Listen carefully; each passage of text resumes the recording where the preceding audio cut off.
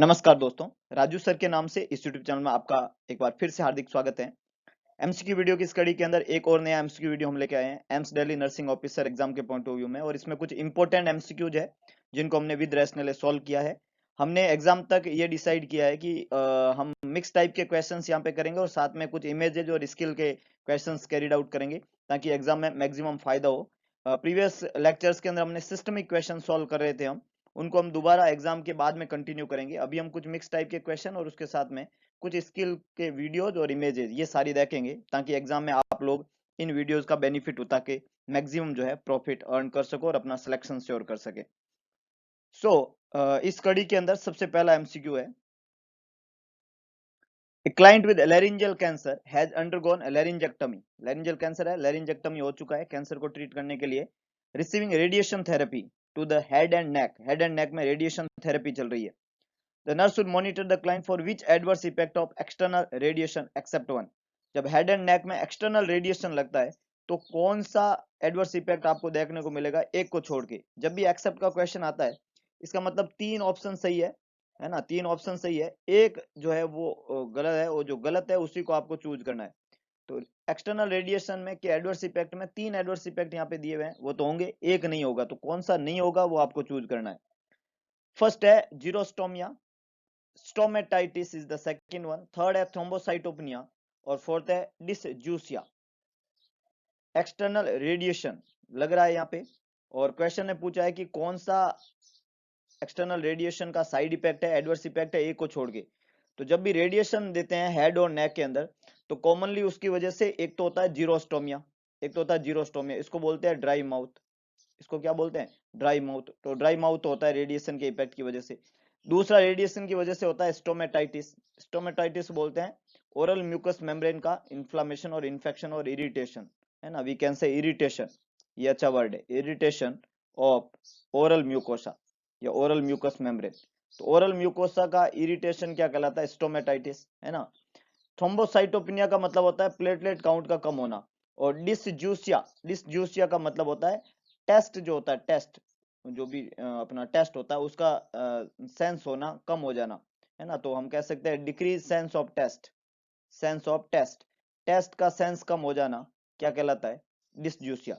तो xerostomia that is dry mouth, irritation in the mouth, और mouth के अंदर जो टंग होती है उसके टेस्ट का सेंस कम हो जाना, ये तीनों चीजें माउथ से संबंधित है। और ये लोकल इफेक्ट देखने को मिलता है क्योंकि हम कहाँ पे रेडिएशन दे रहे हैं? हेड और नेक में, और जब हेड और नेक में देंगे तो वहां पे डिसजूसिया होएगा, स्टोमेटाइटिस होएगा, जीरोस्टोमिया होएगा, तो ये तो देखने को मिलता है।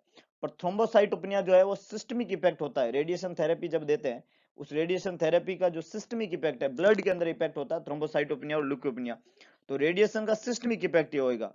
तो लोकल इफेक्ट, एडवर्स इफेक्ट जो सिर्फ नेक पे दे रहे हैं तो इनिशियली जीरोस्टोमिया, स्टोमेटाइटिस और डिसजूसिया होगा, तो वहां पे थ्रोम्बोसाइटोपिनिया देखने को नहीं मिलेगा। तो आंसर बनेगा third, that is thrombocytopenia. Thrombocytopenia जो है, थ्रोम्बोसाइटोपिनिया और एक हम पढ़ते हैं ल्यूकोपिनिया। थ्रोम्बोसाइटोपिनिया का मतलब होता है प्लेटलेट के नंबर कम होना, और ल्यूकोपिनिया का मतलब होता है डब्ल्यूबीसी के नंबर का कम होना। ये जो है सिस्टमिक रेडिएशन के इफेक्ट होते हैं, है ना। जब हम रेडिएशन पूरा बॉडी को अफेक्ट करता है तब जाके ब्लड सेल के काउंट जो है वो कम होते हैं। तो ये आंसर नहीं बनेगा, ए बी और डी जो है वो साइड इफेक्ट है, थ्रोम्बोसाइटोपिनिया नहीं है, तो आंसर बनेगा थर्ड। नेक्स्ट है client receiving chemotherapy for breast cancer develop myelosuppression, develop myelosuppression, which instruction should the nurse expect in the discharge teaching plan? Select all that apply. Basically यहाँ भी आपको जो है अप्लाई करना है कि कौन कौन सी चीजें होती है माइलो सप्रेशन के समय आप इंस्ट्रक्ट करेंगे और कौन सी चीज इंस्ट्रक्ट नहीं करेंगे, है कि नहीं है। तो क्या क्या चीजें आप इंस्ट्रक्ट करेंगे और क्या नहीं करेंगे।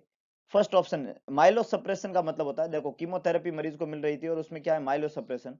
तो माइलो सप्रेशन का मतलब होता है जो बोन मैरो है उसमें जो ब्लड सेल को फॉर्म करने वाला बोन मैरो का पार्ट है, माइलोइड सेल जिनको बोलते हैं, उनका सप्रेशन हो गया है।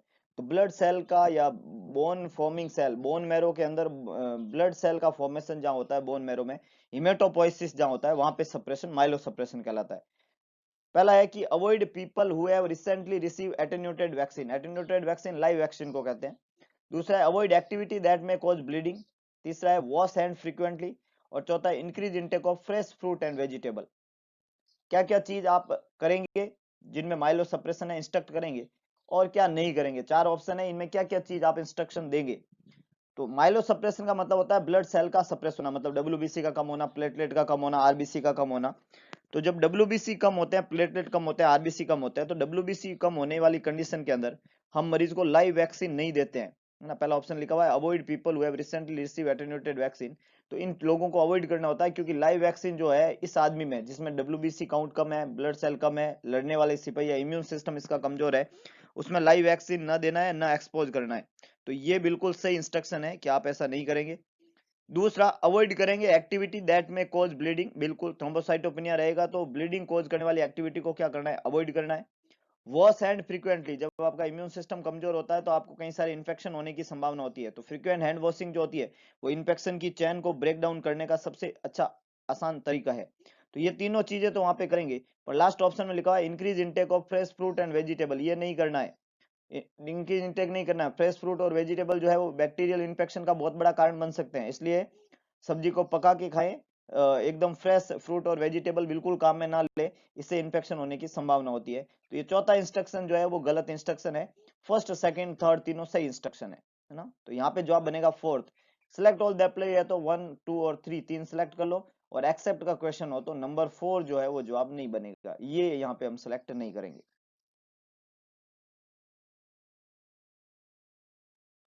Next, a client with osteoarthritis is admitted to the hospital with a peptic ulcer disease. Osteoarthritis का मरीज है, पेप्टिक अल्सर डिजीज है।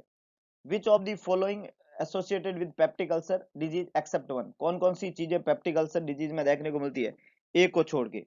ऑप्शन सुनिएगा, localize colicky periumbilical pain, history of non steroidal anti inflammatory drugs, epigastric pain that relieved by antacids, और nausea and weight loss. Peptic ulcer stomach की एक बीमारी है जिसमें स्टोमक के अंदर क्या फॉर्म हो जाते हैं, अल्सर। स्टोमक में अल्सर फॉर्म होने का सबसे कॉमन कारण जो होता है वो ग्राम पॉजिटिव बैक्टीरिया होता है, ग्राम नेगेटिव बैक्टीरिया होता है, एच पाइलोरी, उसकी वजह से ज्यादातर पेप्टिक अल्सर और गैस्ट्रिक अल्सर होता है। दूसरा कारण बनता है वहां पे एनसेड, तो वो मरीज जिसमें एनसेड की हिस्ट्री होती है उसमें पेप्टिक अल्सर की संभावना पूरी है। तो कौन सी फाइंडिंग आप पेप्टिक अल्सर से एसोसिएट करते हैं, तो पहली फाइंडिंग हम एसोसिएटेड करते हैं एनसेड, non steroidal anti inflammatory drug का यूज। दूसरा, पेप्टिक अल्सर जो होता है उसमें एपिगैस्ट्रिक पेन होता है, और एंटासिड देती है वो ठीक हो जाता है ना, क्योंकि वहां अल्सर बना हुआ है, वहां पे जब एचसीएल टच करता है तो वो पेन होता है, एंटासिड देते हैं तो पेन में रिलीफ आता है। तो एपिगैस्ट्रिक पेन पेप्टिक अल्सर का एक फाइंडिंग है। और एपिगैस्ट्रिक पेन और वहां पे जलन होता है तो मरीज को नोजिया फील होता है, और उसकी वजह से वो कुछ खाता पीता नहीं, और जब मरीज खाएगा पिएगा नहीं तो उसका वजन भी क्या होता है, लॉस। तो ऑप्शन सेकंड थर्ड और फोर्थ तीनों ही चीजें पेप्टिक अल्सर के साथ में एसोसिएटेड रहती है। लेकिन लोकेलाइज कोलिकी पेरियम्बलिकल पेन जो होता है ये पेप्टिक अल्सर में देखने को नहीं मिलता है। पेप्टिक अल्सर में एपिगैस्ट्रिक पेन होता है, ये देखने को मिलता है अपेंडिसाइटिस में। किस में देखने को मिलता है, अपेंडिसाइटिस में। अपेंडिसाइटिस अपेंडिक्स का इन्फेक्शन इन्फ्लामेशन कहलाता है, और उसमें देखने को मिलेगा localise colicky periumbilical pain, तो ये अपेंडिसाइटिस में देखने को।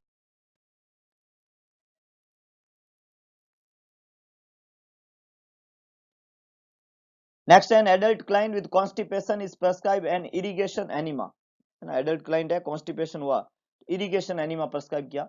विच step should the nurse take when administering an enema, कौन से स्टेप लेंगे, ए को छोड़ के, एक्सेप्ट वन, मतलब तीन स्टेप सही है, एक स्टेप गलत है। पहला है assist the client into the left lateral Sims position, बिल्कुल सही स्टेटमेंट है। एनिमा हमेशा किस पोजीशन में देते हैं, लेफ्ट लेटरल सिम्स पोजीशन में। Lubricate the distal end of the rectal catheter, administration 250 to 500 ml irrigation solution, or be sure to keep the solution container no higher than 18 inch above bed level. Which is the correct one? फटाफट से सोचो, फटाफट से सोचो। Left lateral position, lubricate the distal end of the rectal catheter, administration 250 to 500 ml, और 18 inch above the bed level, keep the solution. बहुत ही अच्छे, बहुत ही अच्छे। कुछ लोगों ने बिल्कुल सही सोचा कि सर जवाब रहेगा सी, और मैंने पूछा फिर उनसे कि सी जवाब क्यों रहेगा, क्यों रहेगा बताइए। बहुत ही अच्छे है कि एडल्ट में 750 से 1000 ml फ्लूइड काम में लेते हैं, आपने तो यहाँ 250 से 500 ml ही काम में लिया, ये कम है। एडल्ट में कितना लेते हैं, 750 से 1000 ml। जब भी एनिमा लगाते हैं मरीज को तो जो सॉल्यूशन होता है वो solution according to the age और जैसा प्रिस्क्राइब हुआ है वैसा लगाते हैं। नॉर्मली एडल्ट में 750 टू 1000 है, और ये हमारा जो है क्लाइंट है वो एडल्ट क्लाइंट है, तो 750 टू 1000 जो है वो वहाँ पे काम में लेते हैं।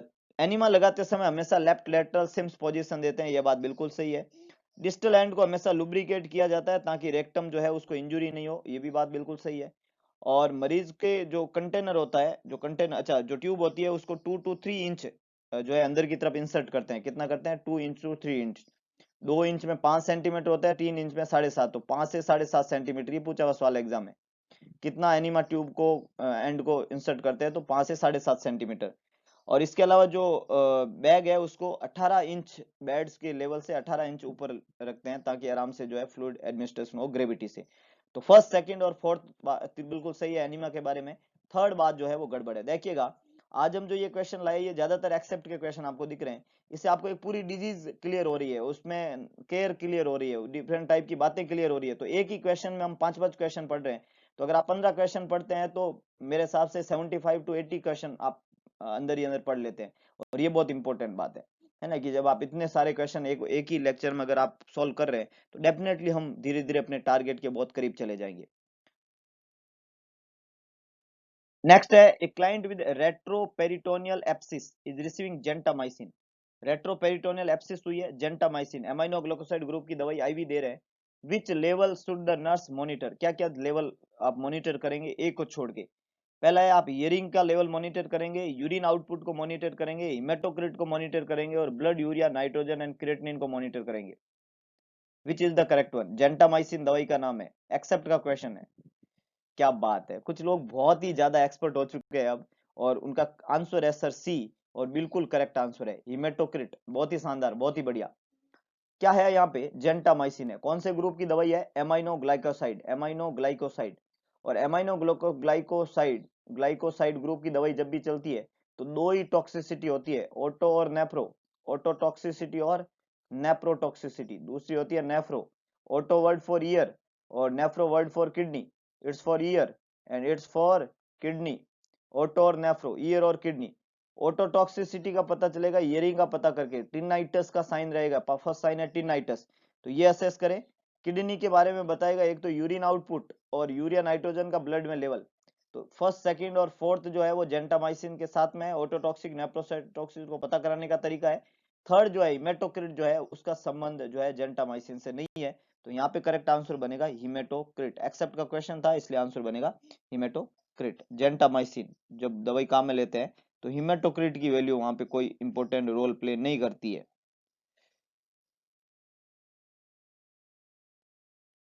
नेक्स्ट है, nurse is caring for a client with hiatal hernia. Hiatal hernia important disease है। Peptic ulcer, gastric ulcer, GERD, और इसके अलावा हाइटल हर्निया। हाइटल हर्निया में स्टोमक का कुछ पार्ट डायफ्राम से किधर चला जाता है? थोरेसिक कैविटी में। इसको हाइटल हर्निया कहते हैं। The client complain of abdominal and sternal pain. Abdomen में दर्द हो रहा है और स्टर्नम में दर्द हो रहा है आफ्टर ईटिंग, ईटिंग करने के बाद में। The pain makes it difficult for the client to sleep, और इससे मरीज सो भी नहीं पा रहा है। क्या इंस्ट्रक्शन रहेंगे आपको? स्टे नर्स तो stress when teaching this client. जब इस क्लाइंट को आप टीच कर रहे हैं, हाइटल हर्निया के क्लाइंट को, तो क्या क्या इंस्ट्रक्शन देंगे उसके पेन के को कम करके उसके कंफर्ट को बढ़ाने के लिए? कौन कौन से इंस्ट्रक्शन आप उस मरीज में काम में लेंगे एक को छोड़ के? इसका मतलब 3 स्टेटमेंट आपके होंगे, एक आपका नहीं होगा, जो कि गलत स्टेटमेंट है, और वही यहाँ पे सही आंसर बनेगा। फर्स्ट है, अवॉइड कॉन्स्ट्रिक्टिव क्लोथिंग। दूसरा है, lie down for 30 minutes after eating. Decrease intake of caffeine and spicy food, और sleep in semi Fowler position. Hiatal hernia जो होता है उसमें गैस्ट्रिक रिफ्लक्स होता है। हाइटल हर्निया में बेसिकली क्या होता है? गैस्ट्रिक रिफ्लक्स होता है। गैस्ट्रिक रिफ्लक्स का मतलब होता है, गैस्ट्रिक रिफ्लक्स का मतलब होता है जो स्टोमक का सामान होता है वो इसोफेगस से होके कहाँ चला आता है? गले में। स्टोमक का सामान इसोफेगस से मूव करके कहाँ जाता है? गले में। और उसकी वजह से स्टर्नम के पीछे जो है वो पेन होता है, पोस्ट स्टर्नल, स्टर्नल के पीछे पेन होता है, एब्डोमेन में पेन होता है। ये मरीज का कंप्लेंट रहता है। तो ऐसे मरीज को जब हम केयर देते हैं गैस्ट्रिक रिफ्लेक्स को कम करने के लिए, हम मरीज को इंस्ट्रक्ट करेंगे कि एक तो कॉन्स्ट्रिक्टिव क्लोथिंग आपको काम में नहीं लेने, तो ये बात तो सही है, ये हम इंस्ट्रक्ट करेंगे मरीज को। मरीज को बोलेंगे तुम्हें कैफेन और स्पाइसी फूड जो है वो बिल्कुल भी काम में नहीं लेने होते हैं। कैफेन और स्पाइसी फूड काम में बिल्कुल भी नहीं लेने होते हैं, ये बिल्कुल अवॉइड करें। और मरीज को हम कहेंगे कि वो खाना जो होता है वो थोड़ा थोड़ा बार बार खाए, स्मॉल एंड फ्रीक्वेंट मील लेवे, ताकि उसको प्रॉब्लम कम से कम हो। और अपर बॉडी को एलिवेट करके फिर सोए, है ना, जब भी सोए अपर बॉडी को एलिवेट करे तो स्लिप इन सेमी फाउलर, ये बात भी सही है, यहाँ पे अपर बॉडी एलिवेट होती है सेमी फाउलर, फाउलर और आई फाउलर में, तो ये बिल्कुल बात सही है। तो फर्स्ट, थर्ड और फोर्थ तीन तो इंस्ट्रक्शन बिल्कुल सही है, लेकिन सेकंड इंस्ट्रक्शन बोला कि लाई डाउन फॉर 30 मिनट, ईट करने के तुरंत बाद में 30 मिनट तक सो जाओ, तो नहीं लेटना है। डंपिंग सिंड्रोम में ये इंस्ट्रक्शन सही है कि खाना खाते ही तुरंत लेट जाओ, लेकिन इसमें खाना खाने के बाद में 2 घंटे तक बैठे रहना है, लेटना नहीं है, जब तक पेट खाली नहीं हो जाता आगे तब तक लेटना नहीं है, नहीं तो पेट का सामान कहाँ जाएगा, इसोफेगस में, और उसकी वजह से क्या होगा, पेन होगा, बर्निंग होगी, मरीज को दिक्कत होगी। तो ये बहुत इंपॉर्टेंट इंस्ट्रक्शन है कि लाउ डाउन फॉर 30 मिनट्स जो है वो अवॉइड करना है। नेक्स्ट है female client with faecal infection frequently exhibit which clinical manifestation. Faecal infection है, कौन सा क्लिनिकल मैनिफेस्टेशन जो है वो फ्रीक्वेंटली एग्जिबिट करेगी। फीकल इंफेक्शन है, फीकल इंफेक्शन का मतलब होता है फीकल पार्ट जो होता है, फीकल मटेरियल जो है वो कॉलन में ही धस गया है, तो क्या आप एग्जिबिट करेंगे, क्या वहां पे साइन होएगा। Increase appetite, loss of urge to defecate, hard brown formed stool, और लिक्विड और semi liquid stool. Faecal infection, क्या वहां पे आप साइन एग्जिबिट करेंगे।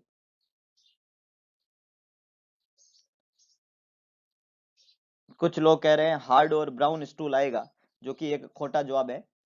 बिल्कुल बिल्कुल, एक और दो लोगों ने यहाँ पे बिल्कुल सही जवाब दिया है, और थैंक यू सो मच। उन्होंने बोला है कि साहब ये लिक्विड और सेमी लिक्विड स्टूल आएगा वहां पे, है ना, दो ही लोग थे, ज्यादा लोग नहीं थे। लिक्विड और सेमी लिक्विड स्टूल, है ना। ये क्यों है, फीकल इंफेक्शन के अंदर इंटेस्टाइन में फीकल मटेरियल वहां पे धस चुका होता है ना, तो उसके पास से जो भी इंटेस्टाइन के अनफॉर्म्ड बोवल जो चीजें होती है, वो उस इंफेक्टेड स्टूल के पास से रेक्टम से होता है और बाहर आता है, जो कि लिक्विड फॉर्म में होता है, क्योंकि इंटेस्टाइन उसमें से कुछ भी चीजें एब्जॉर्ब नहीं कर पा रही है, क्योंकि वहां पे फीकल इंफेक्शन हो चुका है। इंफेक्शन कभी भी हार्ड ब्राउन स्टूल पास नहीं करता है, फीसेज कभी भी मूव नहीं कर पाता है इंफेक्शन में, और क्लाइंट जो है वो इसमें अर्ज ऑफ डिफिकेशन नहीं होगी, और एपेटाइट जो है वो इंक्रीज नहीं होती है, क्योंकि आगे ही जो है प्रॉब्लम है वहां पे, तो एपेटाइट से उल्टा कम हो जाती है ना। ये इंपॉर्टेंट बात है, तो करेक्ट आंसर रहेगा फोर्थ, फर्स्ट सेकंड और थर्ड गलत है, फोर्थ आंसर सही है, लिक्विड और सेमी लिक्विड स्टूल्स।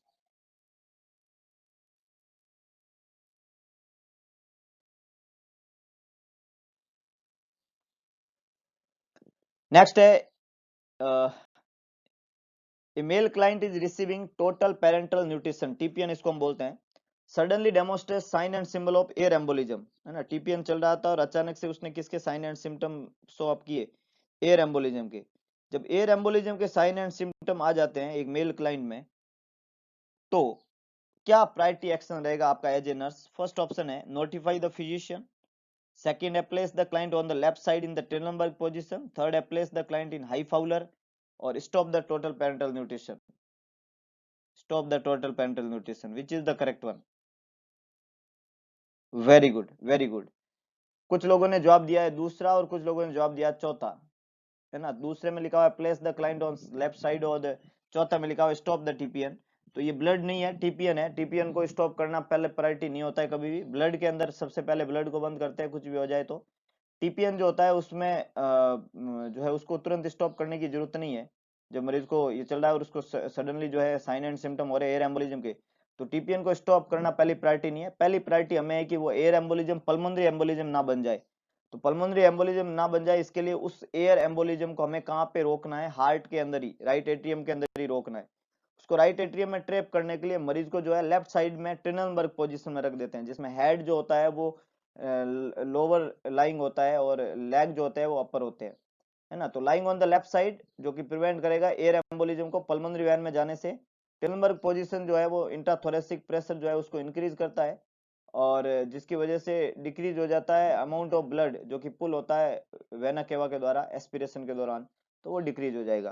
तो ये बहुत ही इंपॉर्टेंट कंसेप्ट है, तो आंसर रहेगा second, place the client on the left side in the Trendelenburg position. First, third और फोर्थ जो है वो करेक्ट आंसर नहीं है।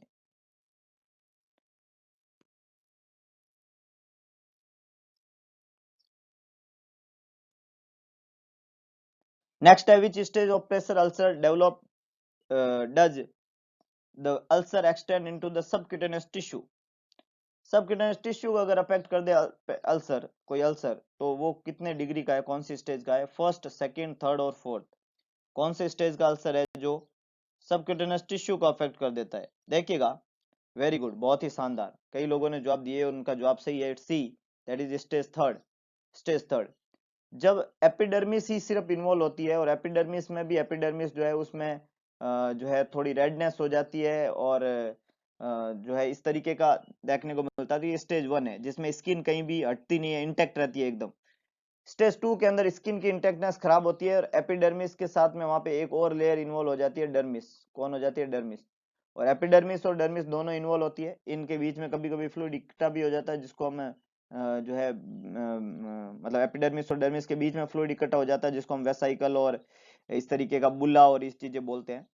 तो स्टेज टू जो होता है उसमें ज्यादातर या तो वहां पे बुला वगैरह बनेंगे, और वो नहीं होंगे तो स्किन वहां से हटेगी, इंटेक्ट नहीं रह पाएगी।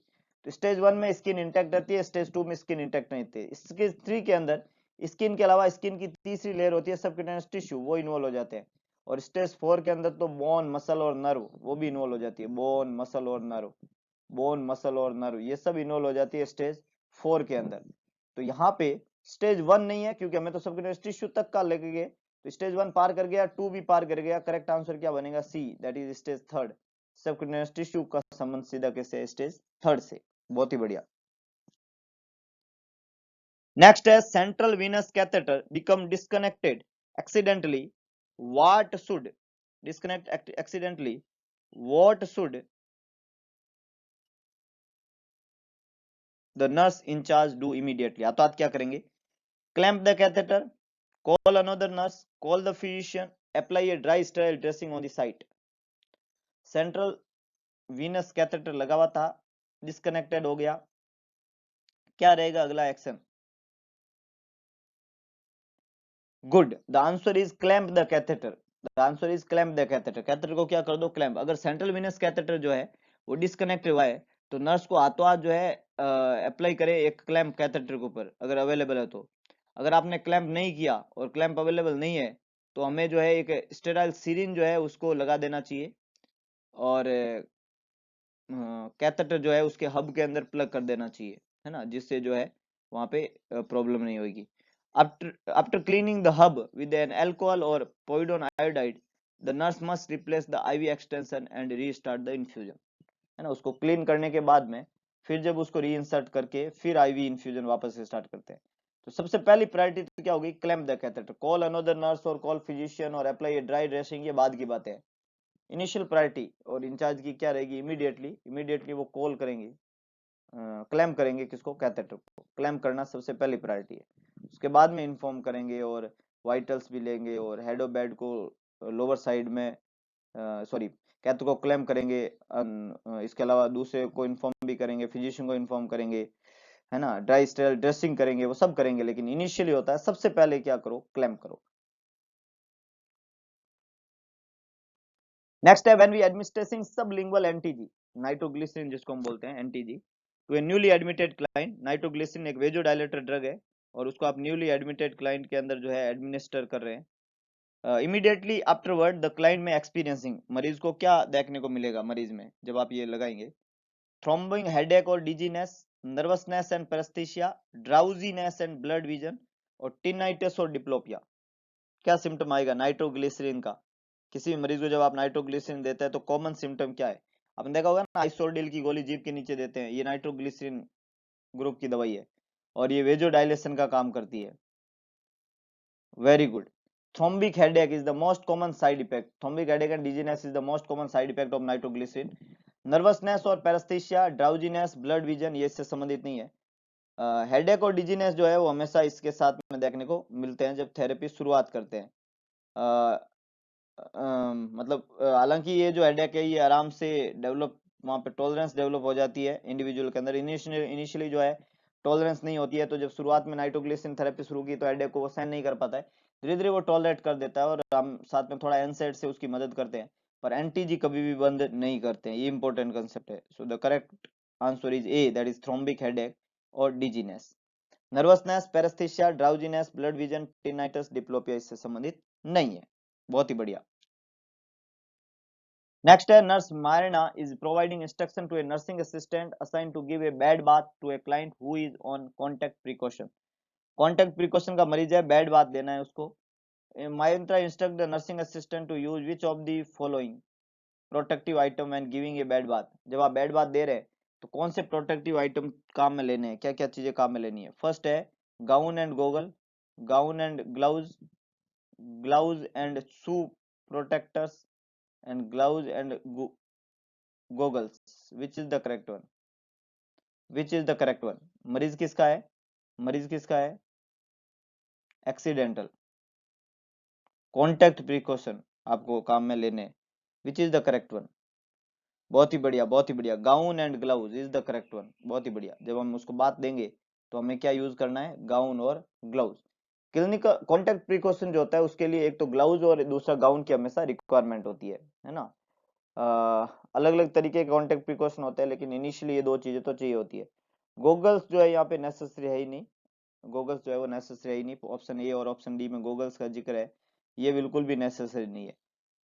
और ऑप्शन सी के अंदर शू प्रोटेक्टर लिखा हुआ है तो यहाँ प्रॉब्लम नहीं है। प्रॉब्लम तो कहाँ है, प्रॉब्लम तो कहाँ है, ऊपर की तरफ प्रॉब्लम जो है उसमें तो बेड बात देना है आपको, है ना। तो gloves and shoe, shoe cover की कहाँ जरूरत है, गूगल की जरूरत नहीं है आपको। तो बेड बात देना है तो ग्लव्स पहन लो और गाउन पहन लो, ये इंपॉर्टेंट बात है। तो आंसर रहेगा second, that is gown and gloves.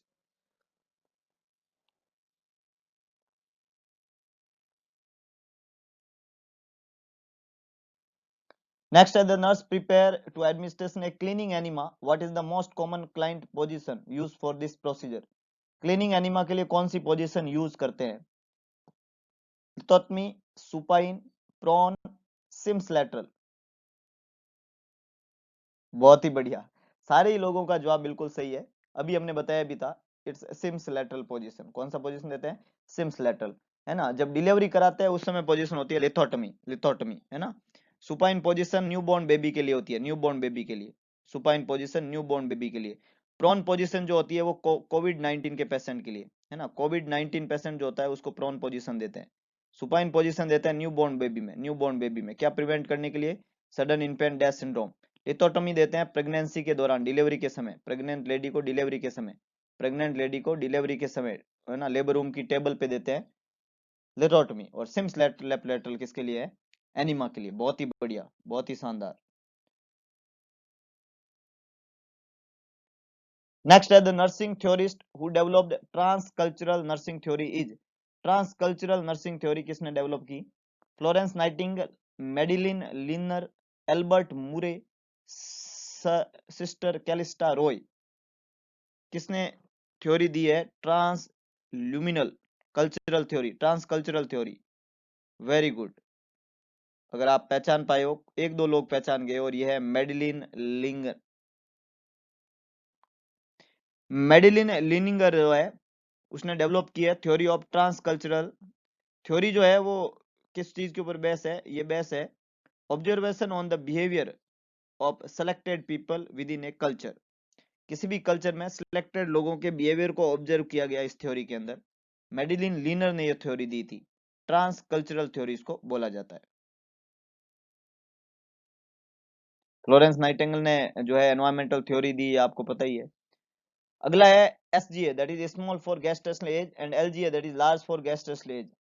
इन दोनों ही बच्चों में पॉलीसाइथीमिया होता है, होने का रीजन क्या, जो गैस्ट्रेशनल एज से छोटा होता है उसमें भी पॉलीसाइथीमिया, और जो बड़ा होता है उसमें भी पॉलीसाइथीमिया। तो पॉलीसाइथीमिया क्यों होता है, ऑप्शन है hypoxia, hypothermia, hypocalcaemia, hypoglycaemia. Polycythaemia का मतलब होता है आरबीसी के नंबर का ज्यादा होना, और अपनी बॉडी में आरबीसी तभी ज्यादा बढ़ती है जब ऑक्सीजन की कमी होती है, जब बॉडी में ऑक्सीजन की डेफिशिएंसी होती है। तो आरबीसी के पास में होता है हीमोग्लोबिन, वो हीमोग्लोबिन जो ऑक्सीजन को कैरी करता है, मतलब आरबीसी ऑक्सीजन को कैरी करती है। अब होता क्या है कि अगर किसी मरीज में ऑक्सीजन की कमी हो जाए, है ना, तो आरबीसी को लगता है कि उसकी कमी है बॉडी में, इसलिए बॉडी में हाइपोक्सिया हो रहा है। क्योंकि हाइपोक्सिया का रीजन तो ऑक्सीजन की कमी होना था, लेकिन उसको ऐसा लगता है कि उसकी बॉडी में जो हाइपोक्सिया हो रहा है उसका कारण आरबीसी के नंबर का कम होना है। इसलिए बोन मैरो जो होता है वो कंपनसेट मैकेनिज्म शो करता है, और वो फटाफट से आरबीसी बनाता है खूब सारी, तो आरबीसी के नंबर ज्यादा हो जाते हैं। ऐसा स्मॉल फॉर गैस्ट्रेशनल एज और लार्ज फॉर गैस्ट्रेशनल एज दोनों ही बच्चों में होता है। और उसका रीजन सिंपल सा है कि हाइपोक्सिया वहां पे कारण है, हाइपोक्सिया। तो ए यहाँ पे करेक्ट आंसर बनेगा। हाइपोक्सिया के कारण आरबीसी के नंबर पॉलीसाइथीमिया। हाइपोथर्मिया, हाइपोकैल्सीमिया और हाइपोग्लाइसीमिया की वजह से पॉलीसाइथीमिया नहीं होता है। तो ये कुछ इंपॉर्टेंट एमसीक्यूज आज के वीडियो लेक्चर में हमने पढ़े थे। इसी तरीके के मजेदार वीडियो को सुनने के लिए जुड़े हुए रहिए मेरे यूट्यूब चैनल से। अगर आपको वीडियो पसंद आए तो वीडियो को लाइक, शेयर और चैनल को सब्सक्राइब कर दीजिए। और एक काम और करिए, आज श्री कृष्ण जन्माष्टमी है और भगवान कृष्ण, आप सभी को कृष्ण जन्माष्टमी की ढेर सारी शुभकामनाएं।